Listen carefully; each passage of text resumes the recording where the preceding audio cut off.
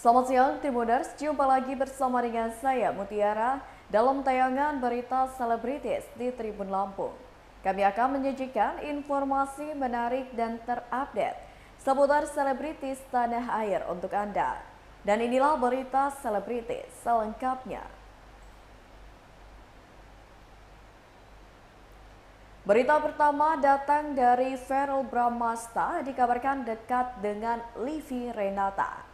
Foto pemain sinetron Verrell Bramasta dan Livi Renata saat sedang berlibur ke Bali bersama viral di media sosial. Verrell Bramasta kemudian dikabarkan dekat dengan Livi Renata. Verrell Bramasta mengaku bertemu tidak sengaja dengan Livi Renata di Bali. Ketika itu, Verrell Bramasta menghadiri pesta ulang tahun Atala Naufal, adik laki-lakinya di Pulau Dewata. Livi Renata kebetulan juga diundang hadir ke pesta ulang tahun adik Verrell Bramasta tersebut. Dari Atala Naufal, Verrell Bramasta mengetahui bahwa Livi Renata mengaguminya. Meski tidak dekat, Verrell Bramasta menyebutkan bahwa Livi Renata mengaguminya dan dia adalah perempuan yang dicarinya. Saat kabar kedekatannya dengan Livi Renata belum jelas, Verrell Bramasta dikabarkan kembali ke Natasha Wilona, mantan pacarnya. Meski sudah putus cinta, Verrell Bramasta masih menjaga hubungan baik dengan Natasha Wilona. Menurut Verrell Bramasta, Natasha Wilona adalah perempuan mandiri, bersemangat dan sering memberi dampak baik untuk orang sekitarnya. Sejauh ini, Verrell Bramasta tidak akan kembali merajut cinta bersama Natasha Wilona. Berikut wawancara dengan Verrell. Rumah impian kamu sudah terwujud. Ya, alhamdulillah aku nggak nyangka, maksudnya kadang-kadang ya hidup punya ini ya jalan sendiri buat kita gitu. Aku nggak nyangka di umur aku yang 25 tahun aku udah bisa punya rumah, satu dekat mama, satu dekat papa gitu, dan satu-satu impian dan cita-cita aku udah mulai terwujud gitu. Jadi aku bersyukur banget dan ya aku ngerasa Allah baik banget sama aku gitu, dan aku harus di titik ini aku harus bisa lebih banyak berbagi dan lebih banyak membantu orang di luar sana. Sekarang proses rumah ini berapa lama sih kan renov ya? Sedangkan ada juga pembangunan di Sentul. Iya Nah, betul. seperti apa sih? Iya, jadi kebetulan rumah ini tuh tadinya mau aku jual. Cuman karena ini rumah pertama banget yang aku beli, jadi waktu itu aku beli rumah ini tuh pada saat aku umur 18 atau 19 tahun sih sayang. 19 tahun gitu, dan pada saat itu rumah ini punya banyak banget nilai sentimental buat aku, karena ini tempat tinggal pertama yang aku punya setelah waktu itu mama papa pisah, dan aku memutuskan, aku sama adik aku kok kita nggak mau ngerepotin salah satu gitu, pengen punya tempat tinggal sendiri, dan akhirnya punya rumah ini. Jadi karena aku ada rezeki lebih, akhirnya ya udah aku memutuskan daripada aku jual, aku renovasi, aku bikin bagus, dan kebetulan mama kan juga lagi renovasi rumah dekat sini gitu. Jadi ya seneng, maksudnya ada satu rumah yang dekat sama mama, dan ntar yang rumah di Sentul juga dekat sama papa gitu, jadi ya bisa lebih adil dan bisa lebih membagi waktu sama keluarga. Untuk rumah yang ini sendiri mungkin bergaya apa sih dari rumah ini? Kalau Tipenya rumah yang ini mungkin gayanya lebih simple kali ya. Aku modelnya lebih kayak modern industrial gitu, dan lebih minimalis. Saya sakit. Sini apa saya? Mau kita dulu. Kasihan kakak. Sini nggak apa-apa, sama kakak. Sama kakak. Sini sama kakak. Oke sayang, oke. Siapa yang nakal? Mama aja makan. Siapa yang nakal? Panas ya? Panas. Panas Abi. Oke. Oke. Mau minum? Abi mau minum? Mau apa? Mau tisu? Nggak apa-apa, it's okay. Oh, kan ada artinya. Iya, nggak apa-apa sayang, jangan sedih banget. Iya, nggak apa-apa, kan ada artinya ya. Iya, it's okay sayang. Mau sama siapa? Sama papi ya. Iya. Oh, gitu ya. Kalau Fania emang dia agak drama. drama queen. Lucu dia. Ya jadi kalau untuk rumah ini sendiri temanya lebih ke modern industrial, jadi lebih ya minimalis gitu, dan ini kan juga ada kantornya, jadi karena aku sekarang punya manajemen, terus aku juga fokus ke YouTube, ke konten sosmed segala macam, kepingin ngelakuin segala macam tuh dari rumah. Jadi kalau ntar pemirsa house tour di sebelah kiri tuh semua bagian kantor, ada studio juga, nah di sebelah sini bagian rumah, yang di tengah-tengah tuh buat kayak ada ruangan karaoke, ada ruangan game, sama nanti di atas di rooftop tuh ada tempat biliar gitu. Cuman ya karena ini belum jadi banget, jadi masih banyak yang kosong. Ini proses pengerjaannya berapa lama sih, kan sempat pindah juga karena dikosongin benar-benar? Iya benar. Kalau yang ini lumayan cepet ya, maksudnya lebih cepat daripada rumah aku di Sentul, karena yang ini cuma butuh waktu nggak nyampe setahun gitu, kayak 10 bulan. Nah yang di Sentul kan masih ada 3 bulanan lagi sampai bisa ditinggalin gitu. Jadi ya satu persatu lah diselesain. Ukurannya berapa sih luasnya? Luasnya berapa ya? Awalnya tanahnya ini nih hampir 600 meter, tapi awalnya bangunannya itu cuma sekitar 200 meteran. Kalau sekarang berapa sih, Pandi? Pandi, Bro Chris, lagi nggak ada orang ya? Mas Iki? Bentar, aku nggak tahu soalnya guys. Kira-kira Fandi Di, Bro, ini bangunannya berapa sih sekarang? Berapa? Oh, bangunannya sekarang 1.200. Itu yang dibangun ditambah apa saja sih? Karena mungkin kan di belakang juga dibangun baru yang sebelah sana Iya, kan itu kosong. benar-benar. Jadi awalnya rumah ini tuh belakangnya ada lapangan basket. Kalau pemirsa ingat dulu, terus sampingnya tuh ada parkiran. Nah sekarang dibikin tingkat, jadi ada 4 tingkat, terus dibikin bangunan semua. Jadi yang tadinya ada lapangan, ada apa, sekarang nggak ada. Sekarang jadi full bangunan. Menghabis sendiri apa sih Vero, dengan banyak etnik kayu ya sepertinya, terus kaca. Iya, Gimana jadi tuh, Say? konsepnya emang aku lebih suka ada kayu, ada marmer, ada kaca, biar lebih simple aja. Aku suka yang bersih kan, dan warnanya juga nggak jauh dari warna kayu. Kalau nggak ya hitam, putih, abu-abu, sama paling emas. Paling warna itu doang. dengan semua itu mungkin menghabiskan berapa budgetnya sih? Wah lumayan sih, aku baru berasa. Kan maksudnya selama ini kalau yang bangun rumah papa ya, jadi aku nggak tahu, aku cuma tahu kerja, syuting.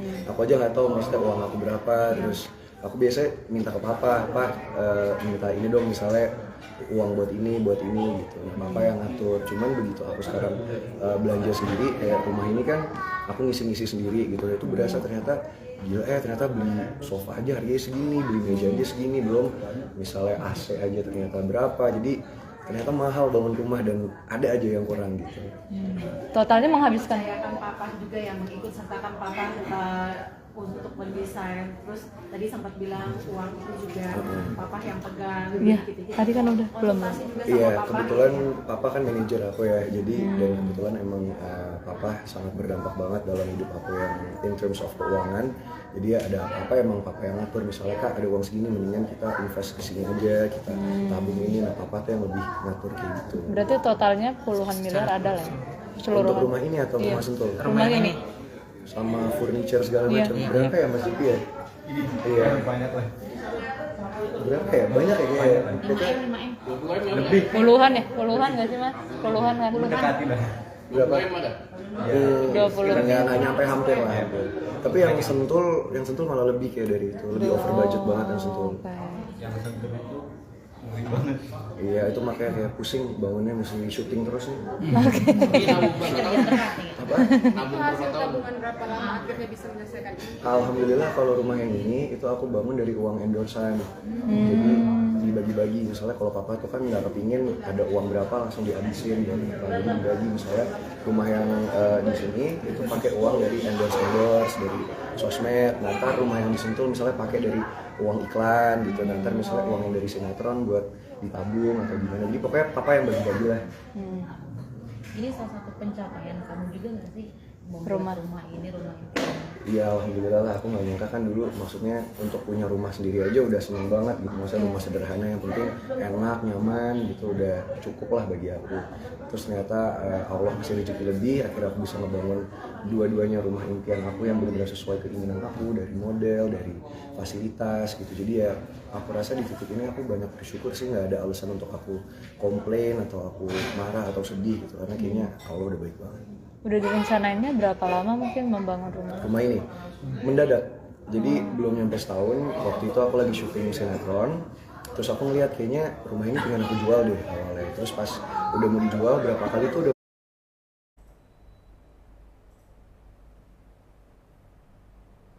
Berita selanjutnya datang dari artis senior Vena Melinda minta sang anak untuk segera menikah. Pemain film dan sinetron Verrell Bramasta baru saja menyelesaikan renovasi rumahnya di kawasan Jagakarsa, Jakarta Selatan.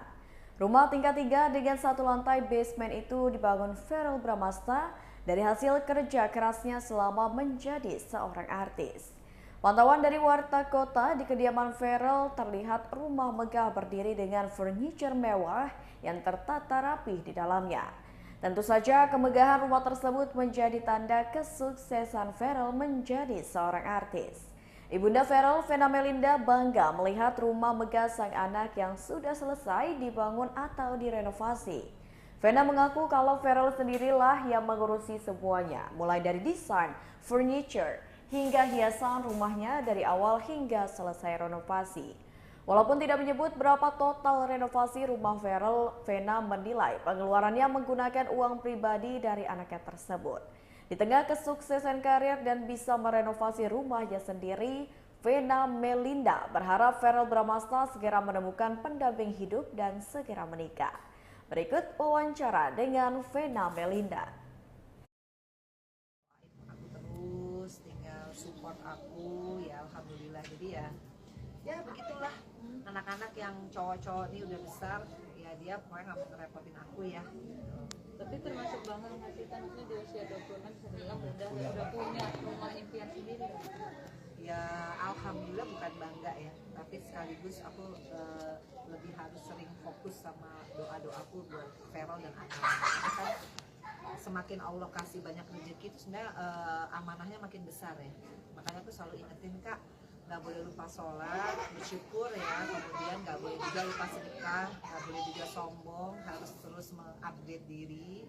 Itu standar sih seorang ibu, mau dia sekelas apapun, tapi tetap harus sebagai anak dia harus punya waktu untuk mendengarkan ini ibunya ya, apalagi nasihat-nasihat gitu.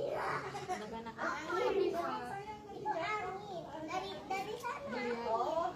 melihat Verrell sendiri nih, tante yang mengatur keuangannya sangat baik gitu, bahkan bisa membangun 2 rumah sekaligus, di sini direnov, di Sentul dibangun baru, dan itu sangat rumah. Seperti apa sih melihat dia? Verrell tuh anaknya perfeksionis ya, karena dari kecil semua Atala Verrell itu udah aku ajarin gimana caranya memanage diri, termasuk memanage keuangan. Dan kebetulan Verrell itu kelebihannya karena perfeksionis, dia tuh sangat tahu apa yang menjadi planning dia jangka panjang gitu khususnya. Makanya dia pintar gitu mengembangkan. Dulu kan dia pengennya jadi, kalau nggak salah, diplomat ya, tapi akhirnya dia bisa acting ternyata.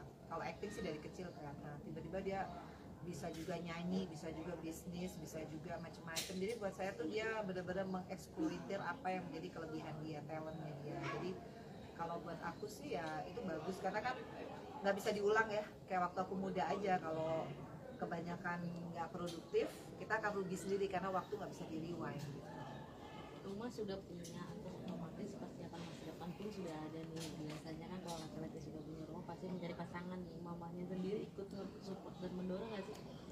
Ya, jadi aku selalu bilang sama kakak, kalau dengan stage ini dia harus minta jodohnya sama Allah, karena nggak mudah menemukan jodoh yang sejati sampai jannah ya. Itu nggak bisa karena kita ngeliat cantik terus siapa dia gitu, tapi harus benar-benar Allah yang menuntun. Makanya aku selalu bilang, Kak, kalau udah sukses di bidang karir, tinggal jodohnya, soulmate-nya harus mintanya sama Allah. Dan mama pasti doain.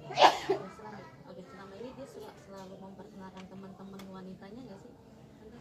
Iya, kalau Verrell sama Atala sih ada beberapa yang dikenalin, tapi belum tentu itu yang nanti jadi ininya kan, jodohnya. Jadi tahunya jodohnya apa enggak biasanya ya kalau tiba-tiba dalam jangka waktu yang lama dia lagi gitu yang datang ke acara keluarga. Tapi kayaknya Verrell masih mencari katanya yang terbaik buat dirinya. sih dari tante sendiri seperti apa sih, apalagi kan Vero anak pertama ini saya juga anaknya kan suami sudah punya semuanya. Nah itu mungkin ada dari tante sendiri gitu kayak pengen perempuan yang sama-sama mapan juga kah, atau yang kehabisan juga kah? Kalau jodoh itu udah nggak bisa aku yang ngatur ya, meskipun aku ibunya, sekali lagi meskipun aku yang lahirin, yang membesarkan, tapi kalau jodoh itu pasti semua tuh Allah yang ngatur. Makanya dibilang kan jodoh, rezeki, mau tuh Allah yang ngatur, bukan aku ibunya. Makanya aku selalu bilang, Kak, harus kamu nih nanti kalau ketemu istikharah, harus kakak yang minta sendiri, nggak akan pernah tahu siapa jodoh kamu, tapi kamu harus mintanya pokoknya sama Allah yang terbaik. Karena perkawinan itu bukan karena kamu mapan terus dia mapan akan menjamin, nggak ada yang menjamin. Karena pernikahan itu ya sekali lagi juga semuanya Allah yang akan menjaga. Kabarnya lagi deket sama Livi yang kemarin sempat dibawa pas acara ulang tahun Atala. Gimana tuh kamu tuh? Susahnya Vero ini banyak temen ya. Kadang-kadang kayak kemarin waktu ulang tahunku dia ada temen lamanya tuh Latasha, terus ada gosip. Nanti dia bawa siapa lagi, nanti ada gosip. Makanya aku bilang ya itu biasa sih yang namanya juga anak muda, ya teman lama dibawa kan bukan berarti terus pacaran.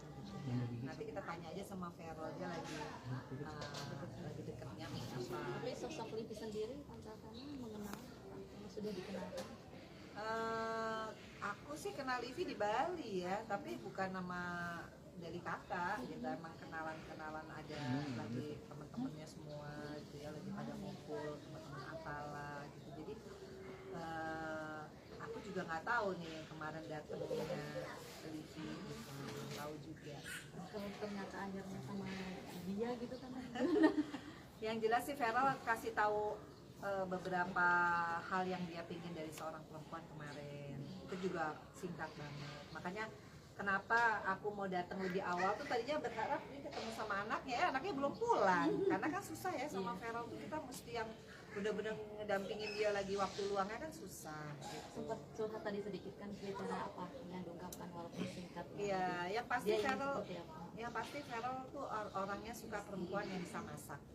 Tuh, karena dia orangnya kan suka makanan sehat. Kedua, Vero tuh suka perempuan yang hatinya tuh benar-benar baik banget, yang bisa menyatukan keluarga. Karena dia tuh anaknya sensitif, rasa banget.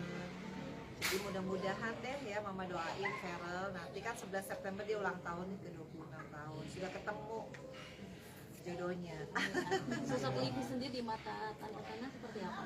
Iya Kan baru sudah mengenal ya, sudah iya, kenal. tapi kan baru ini belum ngobrol ini belum. Tapi anak yang masuk kriterianya Vero yang seperti itu disampaikan. belum ini sih belum terlalu ngobrol banyak, tapi sekilas sih yang pasti baik ya.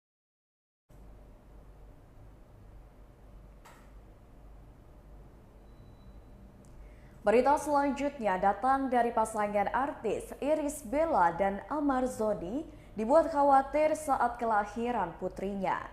Pasangan artis Irish Bella dan Amar Zoni kini tengah berbahagia. Pasalnya, Irish Bella baru saja melahirkan bayi perempuannya melalui operasi sesar pada Selasa 23 Agustus 2022 lalu sekira pukul 8:49 waktu Indonesia Barat.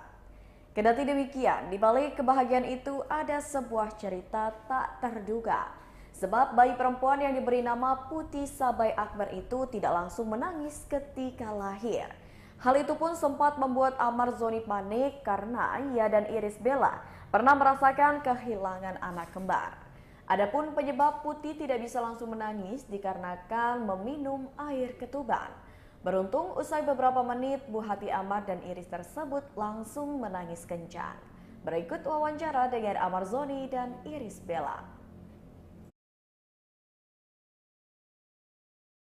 Alhamdulillah. Mungkin bisa sedikit cerita dulu mungkin pas awalnya sehingga harus kan kemarin Selasa ya tanggal 3. Monggo. Silakan kamu dulu. Oke. Alhamdulillah putri kami lahir di hari Selasa tanggal 23 Agustus di jam 8.49 kalau nggak salah ya. Ya, dengan berat badan 3,8 kilo, panjangnya 51,5 cm. Lebih besar dari kakaknya. Gitu. Alhamdulillah semuanya berjalan dengan normal. Cuma memang ada sedikit drama, ada sedikit cerita ya. Di saat kelahirannya adiknya Air itu tidak nangis. Jadi di situ sebenarnya itu adalah hal yang biasa mungkin di mata dokter.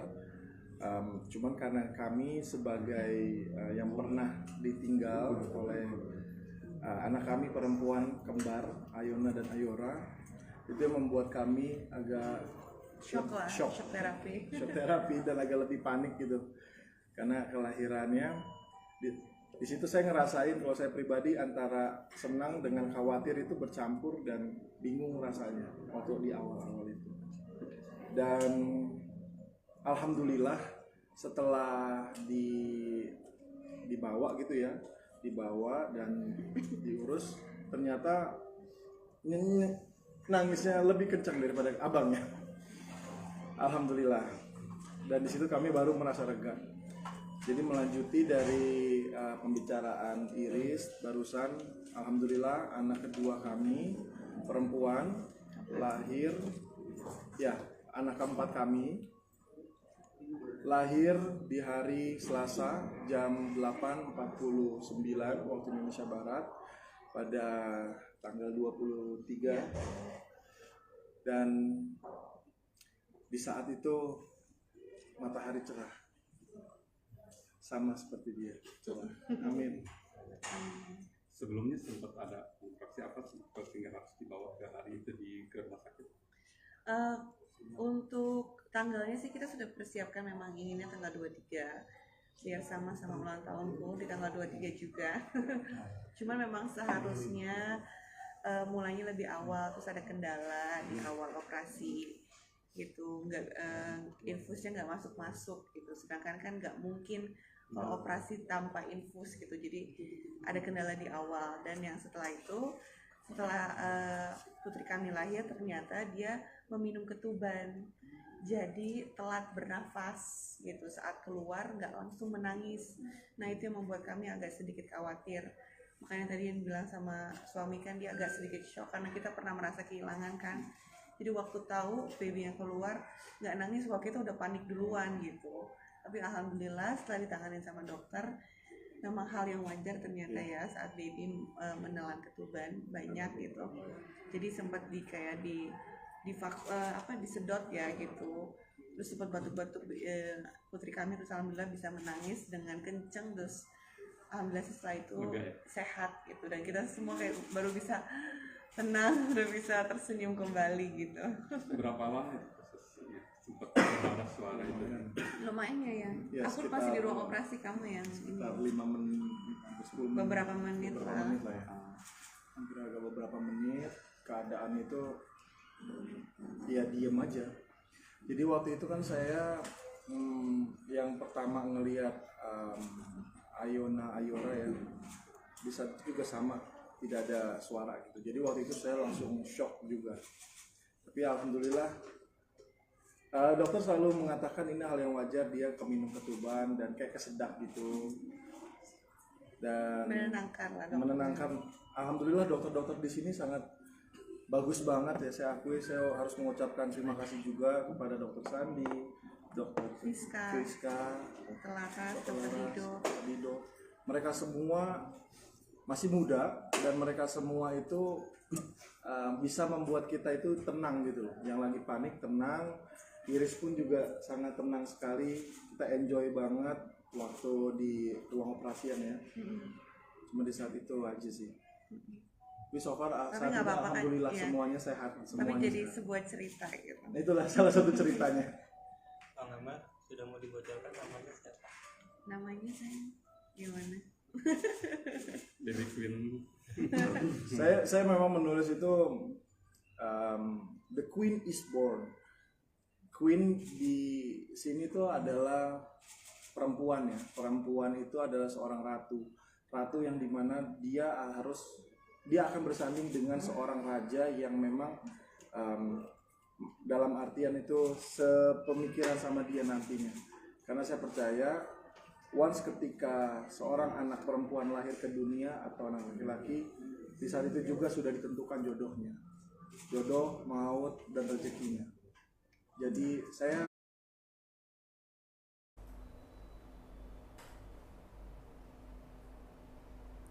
Berita selanjutnya, dulu gemar main games, Marcel Widianto kini fokus mencari uang. Game online digandrungi berbagai kalangan tidak terkecuali dengan komika Marcel Widianto yang gemar bermain games. Biasanya Marcel mengisi waktu luangnya untuk bermain game online.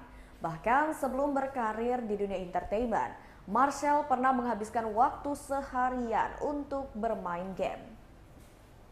Tetapi sejak disibukkan dengan pekerjaannya, Marcel hanya bermain games di waktu luangnya saja.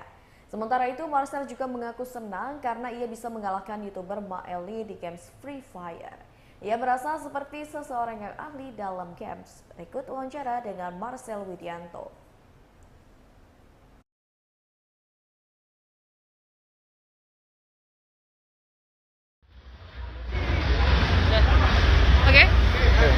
Ya, asal gimana nih hari ini di Free Fire nih acara?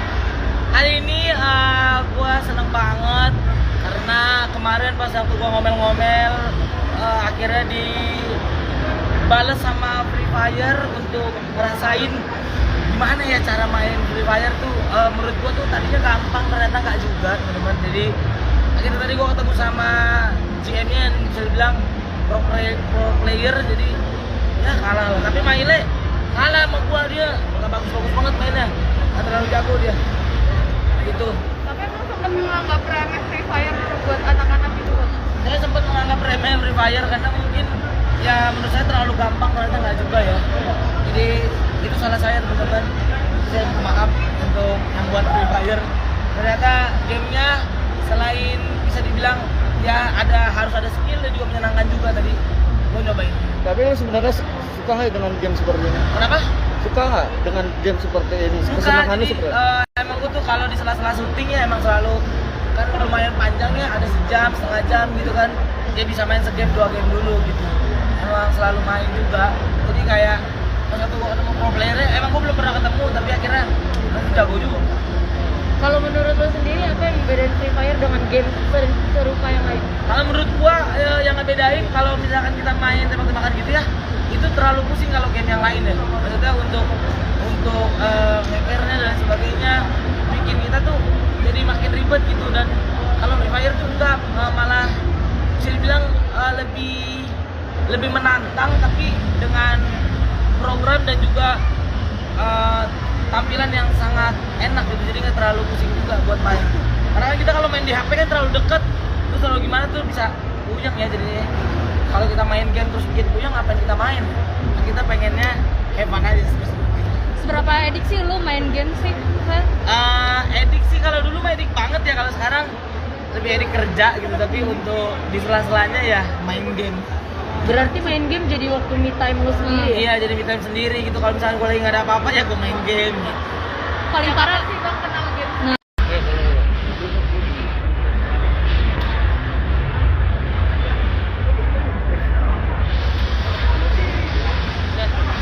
Oke. Ya. Asal gimana nih hari ini di Free Fire nih acara? Hari ini gue seneng banget karena kemarin pas aku gua ngomel-ngomel akhirnya dibales sama Free Fire untuk ngerasain gimana ya cara main Free Fire tuh.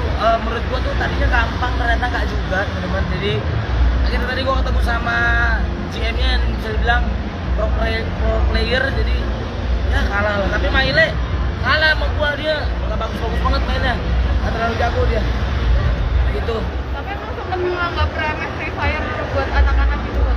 Saya sempat menganggap remeh Free Fire karena mungkin ya menurut saya terlalu gampang, ternyata nggak juga ya. Jadi itu salah saya teman-teman.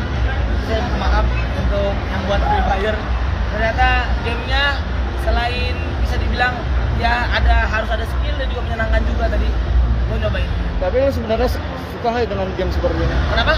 Suka nggak dengan game seperti ini? Kesenangannya seperti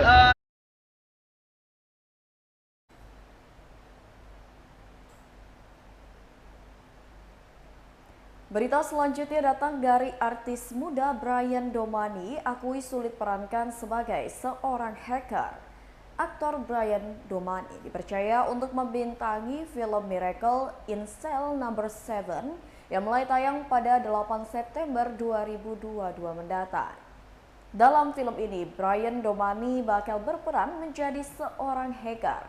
Film terbarunya ini merupakan film yang paling ditunggu olehnya karena proses syuting yang berjalan lama. Adapun ketika sedang menjalani syuting, ia menyebut jika film ini merupakan satu yang membuatnya kesulitan. Pasalnya dalam film ini, ia harus berusaha menahan tawa saat beradu akting di film genre komedi ini. Ditambah lagi komika seperti Regen dan Jegel yang sering memberikan improve yang out of the box, sampai akhirnya ia tak bisa menahan tawanya. Dalam film ini, Brian Domani mengungkapkan jika ia berperan sebagai seorang hacker karena meretas pemerintah. Menjadi seorang hacker, ia juga merasakan kesulitan saat pertama kali melakukan riset di peran.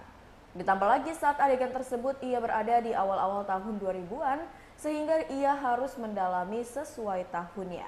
Lebih lanjut, dalam film ini ia juga harus mengimbangi para senior seperti Indro Warkop dan juga Tora Sudiro. Berikut wawancara dengan Brian Domani.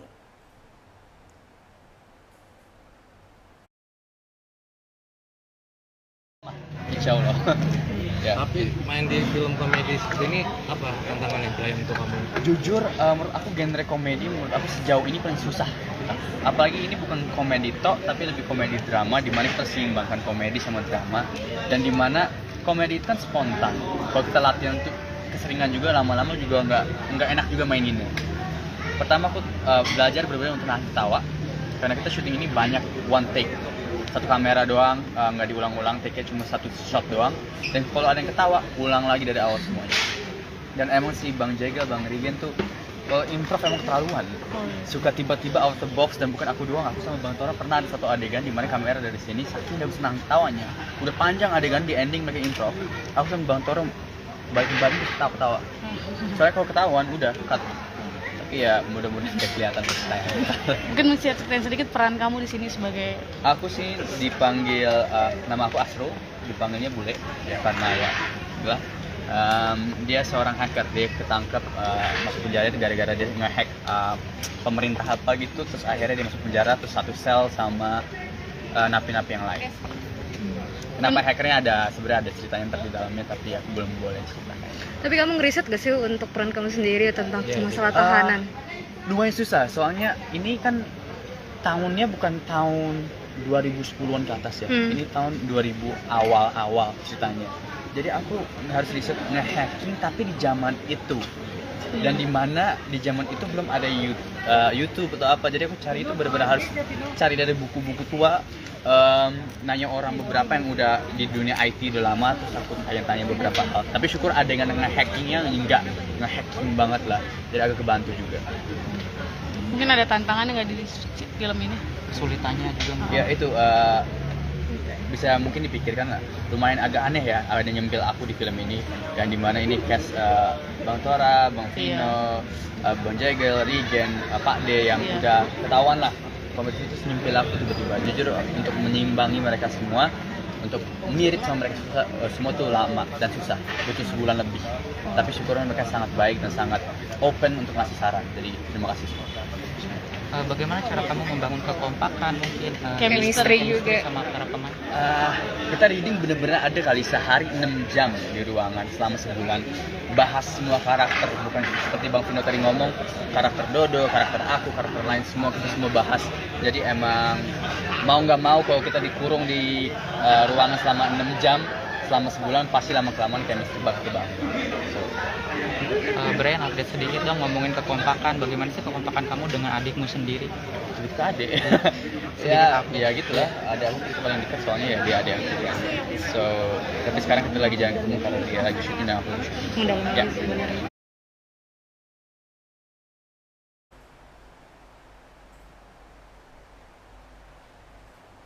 Baiklah Tribuners, itulah berita selebritis bersama dengan saya Mutiara.